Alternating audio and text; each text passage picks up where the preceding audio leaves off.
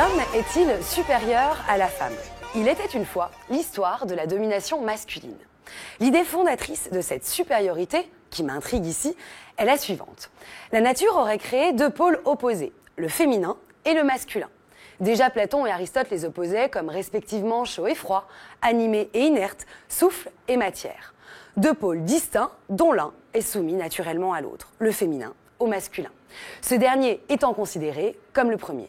Les femmes étant, elles, le sexe second, fait pour se tenir à l'écart, comme l'écrit le charmant Schopenhauer dans son essai sur les femmes, un premier essai en effet de compréhension de ces dernières, peu convaincant me semble-t-il.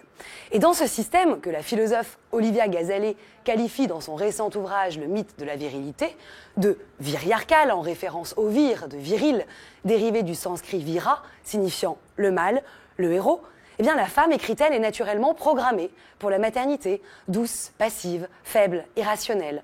L'homme, à l'inverse, est naturellement maître de lui-même, actif, dominateur, volontaire, capable de raisonner.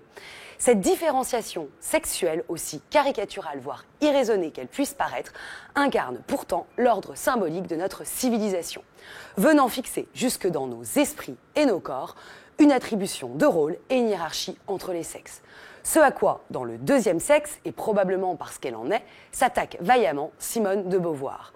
Pourquoi l'homme est l'excellence et la femme la différence? Pourquoi cette domination? Notre organe de reproduction. La femme n'est qu'un réceptacle à la substance fécondante du mâle. Elle donne la vie, l'homme, lui, la risque. Et c'est cette prise de risque qui, dans la dialectique du maître et de l'esclave de Hegel, à laquelle Simone de Beauvoir se réfère pour penser le rapport homme dominant, femme dominée, rend justement victorieux la conscience de l'un sur l'autre. La femme est alors disqualifiée de la lutte pour la reconnaissance en raison de son destin biologique. Et c'est cet avantage acquis sur le dos des femmes, ou plutôt de leur utérus, qu'elle dénoncera.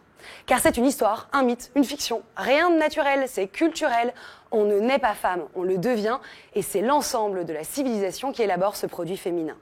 Aussi, est-ce de ce désarmant constat que naîtra son combat féministe et existentialiste pour la liberté et l'égalité.